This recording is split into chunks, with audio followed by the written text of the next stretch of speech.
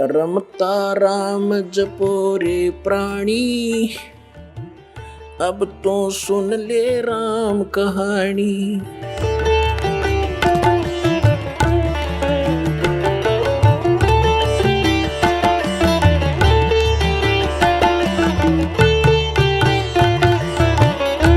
अब उसके माता पिता उस समय तो वो वाल्मीकि घर में जन्मे थे। नेक्स्ट जीवन उनका ब्राह्मण के घर में हुआ और दोनों का फिर पति पत्नी का संयोग हुआ। परमात्मा निसंतान थे, वो उनको संतान नहीं थी। परमेश्वर उनको 2.5-3 वर्ष के बच्चे के रूप में मिले, लेकिन वो उनको घर ले आए। सब जगह आसपास सबको बताया किसी का बालक हो, किसी का बालक हो। राज दरबार में भी उसको दिखाया कि ये बच्चा हमें यहाँ मिला, कोई माता पिता बताता नहीं है। तो राजा ने भी कहा कि तुम रख लो अपने पास, कोई कभी आएगा किसी का होगा तो दे देंगे। तो परमात्मा उनके घर रहे, 6 महीने तक उनके पास रहे। और परमात्मा उनको कहा करते बैठ के आसन पे कि आओ बच्चों, मेरे से नाम लो, दीक्षा लो, भजन करो, ये 2 दिन का जीवन है। तो वो माता पिता उसने धमकाते, तू हमारा दादा पाक गया हैं, हमने बच्चे बोलता है। एक आधी बार उनको खुरका धमका दिया। जब देखा कि ये नहीं मान रहे हैं, अंतर ध्यान हो गए। जब वो अंतर ध्यान हो गए तो उस बच्चे में मोह घना हो गया था। तो सारा जीवन उनका उसी की याद में बीत गया। अगला जन्म उनका फिर ब्राह्मण और ब्राह्मणी का हुआ। काशी के आसपास उनका जन्म हुआ। गौरी शंकर काशी में उसका नाम गौरी शंकर था। वो काशी बनारस में रहता था। उसकी पत्नी किसी आसपास के गांव में जन्मी, उनका संस्कार संयोग हुआ। तो काशी के अंदर गौरी शंकर, वही सुदर्शन जी के पिताजी गौरी शंकर ब्राह्मण हुए और उनकी माता सरस्वती नाम से गौरी शंकर के साथ पत्नी रूप में रही। गौरी शंकर जी भगवान शंकर के बहुत पुजारी थे और नेक आत्मा थे। उन आत्माओं ये पिछला स्वभाव संस्कार चाहे किसी मजहब धर्म में जन्म ले इंसान, उसके साथ रहता है। अब वो ब्राह्मण कुल में जन्मे थे और ब्राह्मण काशी के तो तकरीबन उनका व्यवसाय यही था, रोजी रोटी बनाना, दुनिया को बहकाना, जंतर मंतर बताना, श्राद्ध निकलवाना, पिंड भरवाना, अटपट करना। लेकिन उनकी आत्मा नहीं मानती थी। वो केवल भगवान शंकर की महिमा गाते थे, शिव पुराण की कथा सुनाते थे।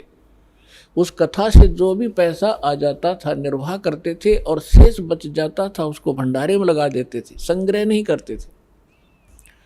जिस कारण से उनकी इस क्वालिटी से, इस गुण के कारण आम हिंदू के में उनके प्रति आम हिंदू की एक विशेष जो आस्था थी, जुबान पर चढ़े हुए थे सबके कि बड़ा नेक आदमी है, कोई लालच नहीं करता है, निस्वार्थ कथा सुनाता है। और जिस कारण से अन्य जो रोजी रोटी वाले ब्राह्मण थे, वो पांडे, वो गौरी शंकर से ईर्ष्या करा करते कि सब इससे की प्रशंसा करते हैं, ज़्यादा लोग इन्हीं की कथा सुनने जाते हैं। तो उसको नीचा दिखाने के लिए वो बहुत प्रयत्नशील थे, लेकिन उनकी कोई चल नहीं रही थी, दाल नहीं गल रही थी। इस बात का पता चला काजी और मुल्लाओं ने। काशी के काजी मुल्ला मुसलमानों को पता चला कि गौरी शंकर हिंदू धर्म का घना प्रचार कर रहा है।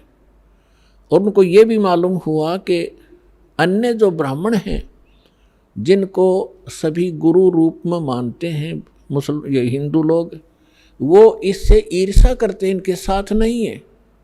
जिस कारण से उन दोनों को, गौरी शंकर और सरस्वती को, वो निसंतान थे, उनका बालक बच्चा नहीं था कोई भी, उनको जबरदस्ती मुसलमान बना दिया।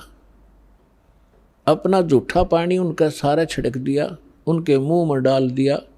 10-5 हिंदू खड़े होकर देख रहे थे ब्राह्मण, उन्होंने जाकर सारा अनाउंसमेंट कर दी कि गौरी शंकर मुसलमान बन गया है, उसके घर नहीं जाना है, उसको अपने घर नहीं आने देना है, इसको गंगा में स्नान भी करना बंद कर दिया। गंगा घाट पर जहाँ ब्राह्मण लोग नहाया करते थे वह मुसलमानों को अलाउड नहीं था स्नान करना उस गंगा में, और मुसलमान लोग इस गंगा की गणी परवाह भी ना करा करते नान को विशेष, क्योंकि उनके उस इतिहास में है ही नहीं। तो गौरी शंकर सरस्वती विवश हो गए, उनका नाम बदल दिया, गौरी शंकर का नाम धर दिया नूर अली, और सरस्वती का नाम रख दिया नियामत। अपभ्रंश करके उनको सीधा नीरू और नीमा कहने लगे। अब कोई भी हिंदू उनके पास कथा सुनने नहीं जाता था, शिव की कथा वो कर नहीं सकते थे क्योंकि मुसलमान बन गए थे। रोजी रोटी निर्वाह की समस्या सामने आ खड़ी हुई। उन्होंने देखा कि पैसा हमारे पास नहीं है, कोई व्यवसाय कर नहीं सकते, तो उन्होंने सिंपल सा तरीका खोजा जो बगैर पैसे से कोई धंधा शुरू हो, तो कपड़ा बुनने का कार्य शुरू कर दिया। उसमें कुछ नहीं करना, 4 डंडे से गाड़ने होते हैं, 5-4 बस, वो जंगल में से काट लाए और चूल्हे का काम शुरू कर दिया। वो निसंतान थे, संतान नहीं थी। ऐसे ही कुछ समय और बीत गया। वो भले ही मुसलमान बन गए थे, लेकिन भगवान शंकर की आस्था श्रद्धा वो भुला नहीं पा रहे थे। जब भी कोई आपत्ति आती थी तो भगवान शंकर से अर्ज किया करते थे। अब गंगा घाट पर स्नान करना बंद करवा दिया। प्रतिदिन स्नान करने का स्वभाव उनका बना हुआ था। उसके लिए उन्होंने एक स्थान खोजा जो लहर तारा नामक एक स्थान था, जहाँ पर बहुत बड़ा एक सरोवर था, लहर तारा सरोवर,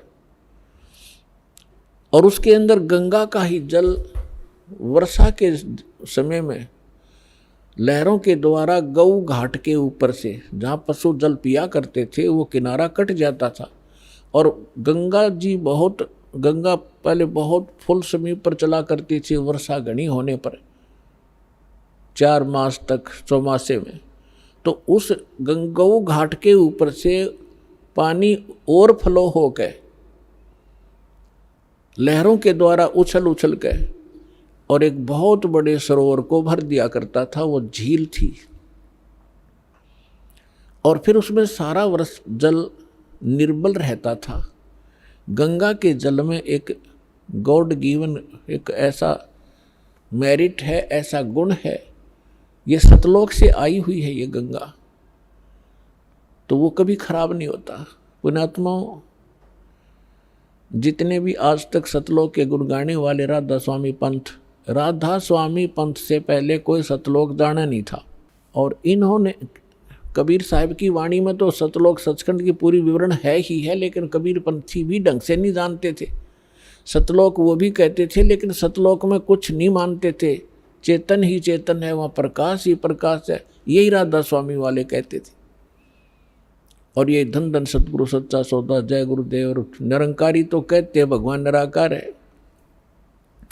और किसी हिंदू से पूछ ले, किसी मुसलमान से पूछ ले, किसी इस सिख या ईसाई से पूछ ले, परमात्मा को वो निराकार बताते हैं। अब सच्चाई, जिन महापुरुषों ने भगवान को देखा, फिर इस दास पर रजा हुई। अब वहाँ क्या सारी सृष्टि ऐसी है जैसी यहाँ पर है, ये डुप्लीकेट है और वो ओरिजिनल है। वहाँ पर ये 5 तत्वों से बना हुआ कोई मटेरियल नहीं है, एक तत्व से बना हुआ। जैसे 5 तत्वों से यहाँ ये शरीर बना हुआ है। अब इसमें कोई तत्व दिखाई नहीं देता, ये 5 तत्वों से बना है। मृत्यु के उपरांत इसको जब सभा किया जाएगा, ये अपने अपने तत्वों में बट जाएगा। इसी प्रकार वह एक तत्व से सारी सृष्टि, सभी पदार्थ एक तत्व से, काजू किस्म सेब संतरे ये अनार एक तत्व से, हमारा शरीर एक तत्व से, तो वहाँ केवल एक नूरी तत्व से ही बना हुआ होता है। तो वहाँ ये सुंदर सरोवर जो अमर सरोवर हैं, वहाँ से सतलोक से ये गंगा आई है। परमात्मा ने एक सैंपल भेजा है कि हमारे लोक में ऐसा मटेरियल है, ऐसा पदार्थ है जो कभी खराब नहीं होते। और वहाँ तो लोक ही बहुत सुंदर है, वहाँ तो खराब होने का मतलब नहीं। और यहाँ इस गंदे लोक में 10 दिन में पानी में बदबू हो जा, और यहाँ पर गंगा का पानी जल खराब नहीं हो रहा। ये सतलोक से आया हुआ ये मटेरियल है, पदार्थ है। तो ऐसे दूधों की नदियाँ वहाँ सरोवर भरे हैं, दही के सरोवर भरे हैं, वहाँ पर शहद के सरोवर भरे हैं, हर तरह के पदार्थ हैं। और सदाबहार फल हैं, सदाबहार वृक्ष हैं, सदाबहार वहाँ पर ये बेल बूटे हैं, लता हैं। तो पुण्यात्माओं, प्रसंग चल रहा है, वहीं पर आते हैं। तो नीरू नीमा सुबह सुबह उठ करके प्रतिदिन उस लहर तारा नामक तालाब में स्नान करने के लिए जाने लगे। रूटीन बना हुआ था, गर्मी का मौसम था। जैसे ज्येष्ठ सुदी पूर्णमासी गर्मी का मौसम, और उस दिन परमात्मा अपने वचनानुसार, जैसे सुदर्शन जी से कहा था, बेटा तू चिंता ना करे, मुझे टाइम तो कितना लगे तेरे माता पिता को मैं पार करूँगा। जिस कारण से वो बोला, भगत सुदर्शन यहाँ की इच्छाओं को त्याग सका, नहीं तो उसके गल में या एक फांसी और गल गई थी। यही बहुत थी उसको यहाँ काल के लोक में फंसाने के लिए। लेकिन पुण्यात्माओं, परमात्मा कहते हैं मेरी शरण में जब आप आ जाओगे, फिर मेरा काम है, तुम मेरी मर्यादा में रहना, मुझसे दूर ना होना, फिर मैं आप करूँगा तुम्हारे सारे काम। कैसे तुम्हें पार करना है वो फिर मेरी ड्यूटी है। अब जैसे परमात्मा ने एक फार्मूले बताए हैं, द्वार धनी के पड़ा रहे, धक्के धनी के खावे, 100 काल झकझोल ही पर द्वार छोड़ ना जावे। एक तरीका बताया है कि द्वार धनी के पड़ा रहे और धक्के धनी के खावे, यानी अपने सच्चे दरबार में, अपने सतगुरु के पास यहाँ आता रहे, चाहे कुछ भी आपको लोग कहें, और कोई छोटी मोटा ऐसा कोई दुख भी आप पर आ जावे, उसमें अपनी हिम्मत नहीं आ रहे और भगवान से दूर मत होना। इसलिए कहते हैं द्वार धनी के पड़ा रहे और धक्के धनी के खावे। सतलोक यानी आश्रम में आता रहे, जाता रहे, छोटा मोटा कोई उक चुक हो भी जा, हिम्मत नहीं आ रहे। कबीर साहब कहते हैं सतना छोड़े सूरमा, सत छोड़े पत जा, और सत के बांधे लक्ष्मी फेर मिले किया।